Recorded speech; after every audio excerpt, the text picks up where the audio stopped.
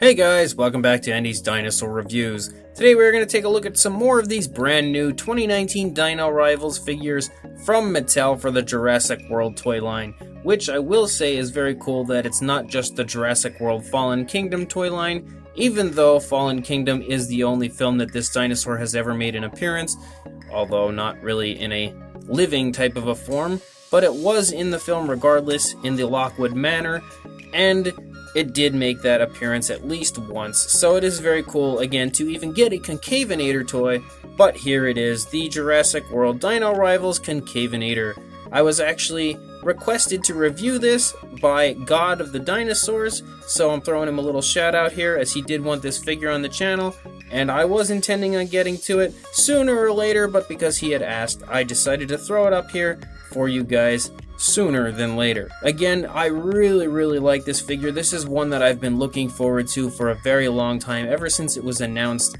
and a lot of people honestly have their complaints about it. They don't really like it. It seems to be getting a fairly negative response from what I've seen so far. A lot of people think it just kind of looks goofy, a little wonky, and not really their cup of tea, but I honestly really like it, a lot more than I really expected to.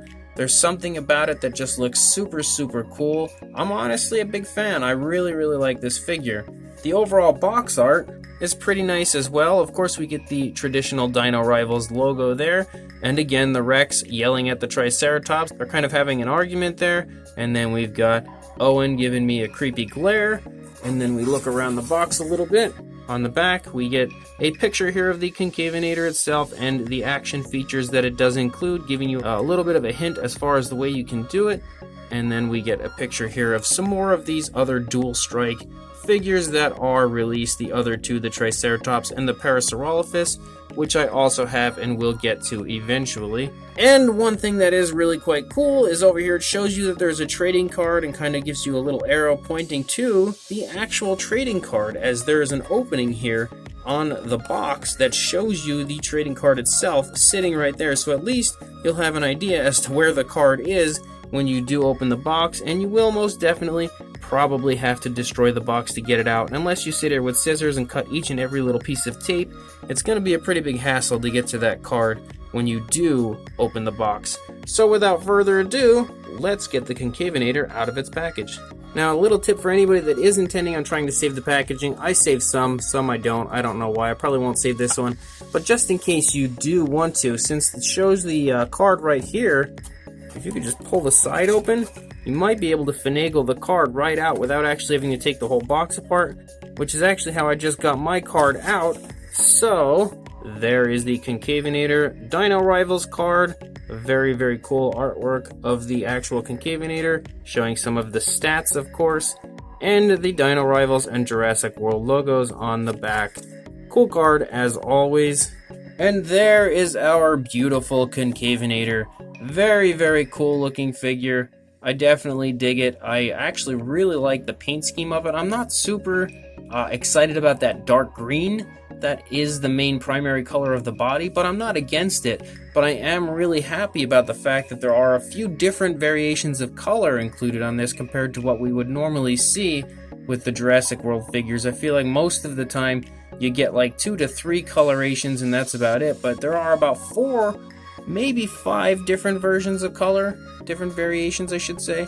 So a little bit more, I think so, as far as color goes on the Concavenator. But let's get a closer look and take a look at the sculpt. So starting up here at the head sculpt, you can see the overall head sculpt is definitely really nicely done. Beautiful nostrils sculpted out up here on the snout area.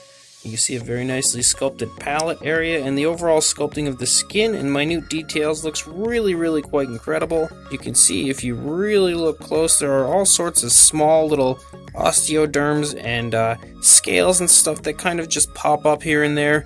I really like the eye. I think the eye is painted perfectly. It has a very nice gloss on it and has kind of a slit, almost a very predator snake-like type of an eye appearance to it. You can see the overall paint around the eye is very nicely done with that very beautiful looking maroonish type color, and the entire detailing of the eye area and the eye socket looks fantastic. Coming down into the mouth, you can see the inside of the mouth there. Some pretty nicely done detail as far as the skin flap there hanging in the mouth. and the tongue has great detail to it.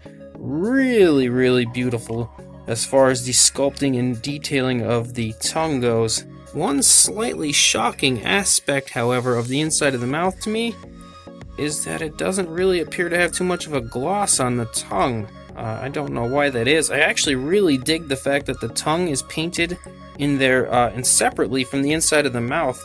It really makes that tongue look kind of real, and definitely very cool the way they've done that with this figure.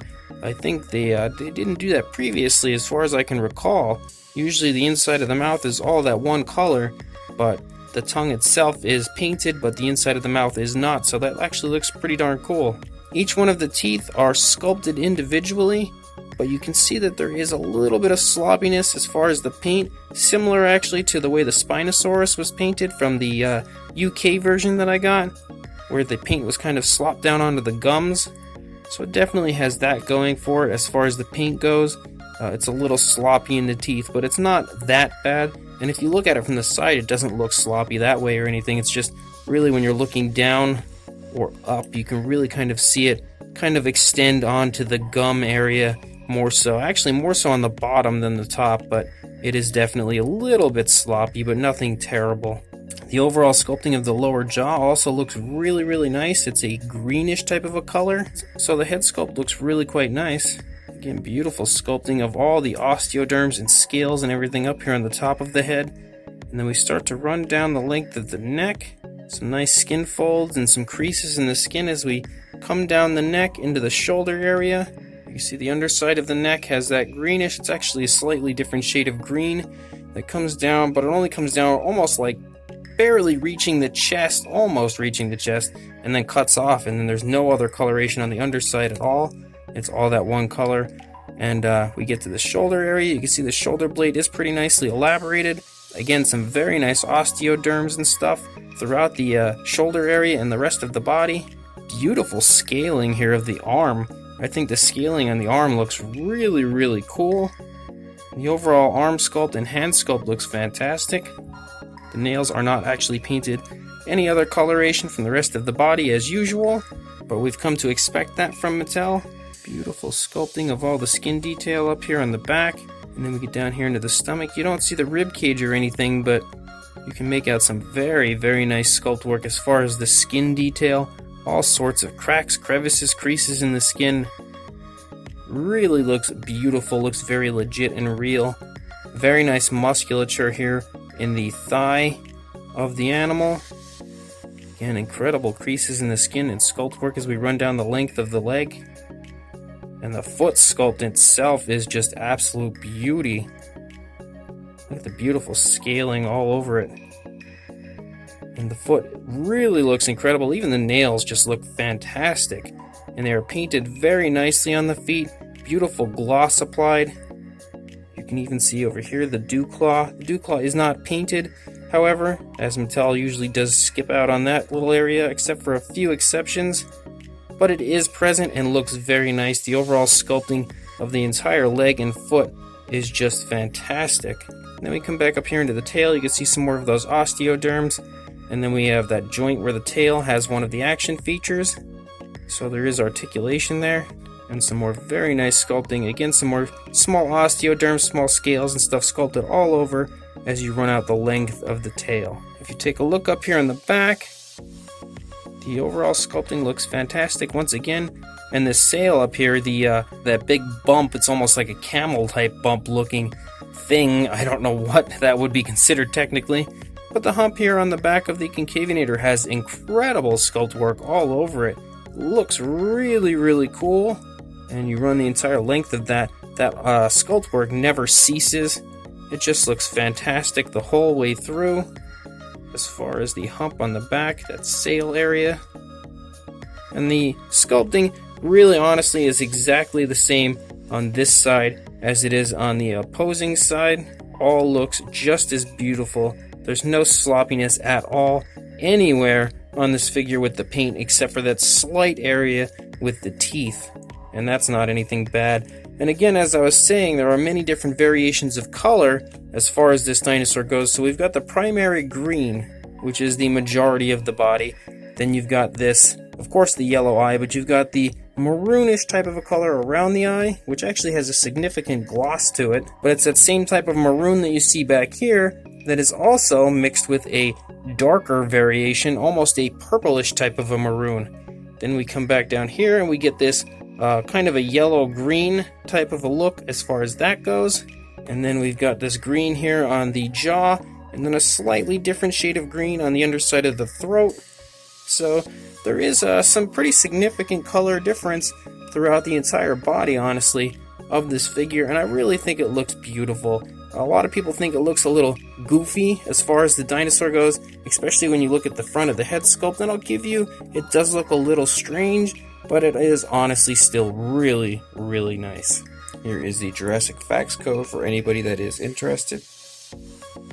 As far as articulation goes, and the overall action features, you've got two buttons up here on the top. Again, it is a dual strike figure, so this first button here, if you press that first button, we chomp the jaws closed and open. Again, my preference when it comes to these figures would be to maybe press the button and the jaw opens and then closes, so then it is consistently standing here with a closed mouth. I think that's more fun as far as a posability factor, but to each his own, I guess. And then of course you have the second action feature, which is actually the hump, the little sail here on the back of the Concavenator, which then causes the tail itself to move. So those are the actual action features, but as far as just articulation in general, of course the jaw, the arms move forward and back, out, away from the body and down, and then the legs can move away from the body a little ways, and of course forward and back, both legs do it, and then the tail has that articulation there as well. But that's really about it as far as articulation goes. There isn't even any articulation in the ankles. There's no swivel or anything, which a lot of the Jurassic World figures tend to have, but these dual strike ones do not have that, or at least this Concavenator doesn't. I don't recall if the Parasaurolophus or Triceratops do, but we'll come to that bridge when we get there and we cross it with those reviews. As far as the size goes on the Concavenator, from the tail to the head, you are looking at just under a foot long, so almost 12 inches, or about 30 centimeters, and for a height, a little over 5 inches, or about 12 and a half centimeters, somewhere in that area. For a size comparison, there's our dopey friend, the Papo Rex. You can see that he's about to have his arm bitten off by this Concavenator, who is actually fairly sizable compared to the Rex. You can see they are kind of similar size, honestly. There's not too big of a size difference or anything. So, Mr. Papo Rex, you might want to watch your P's and Q's because you have a potential contender here to take over your area. And for a second size comparison, here is the new Extreme Chompin' Bull T-Rex, and you can get a pretty good idea of how much smaller these dual strike figures are compared to the Extreme Chompin' Rex, which is actually one of the smaller Rexes of the line. So these dual strike figures aren't super big, but they're not super small. I would say that they're similar in size to the Rorovores, definitely right around that size range. So they are a pretty good size. So again, the Concavenator turning out to be maybe not everyone's favorite dinosaur from the Fallen Kingdom or Jurassic World line in general, but I actually really like it. I honestly don't get the hate. A lot of people seem to really be kind of disliking him and just talking very badly about this figure, but I really, really like it way more than I expected to. It's a much nicer figure than I was expecting. The overall paint is really nicely applied. I think the appearance of it is pretty striking, but yet very natural looking. And the overall sculpt has just a ton of incredible detailing and minute sculpt work as far as like the little osteoderms and very small sculpting of the scales and skin detail, and it really looks incredible as far as the sculpt goes. Mattel has really outdone themselves consistently as far as creating beautiful sculpts for their figures. Overall, I think that this is a surefire win on the part of Mattel. There's no true sloppiness or anything. The eyes are in place where they should be, which is another big issue Mattel has from time to time, so they've done that quite well on this Concavenator.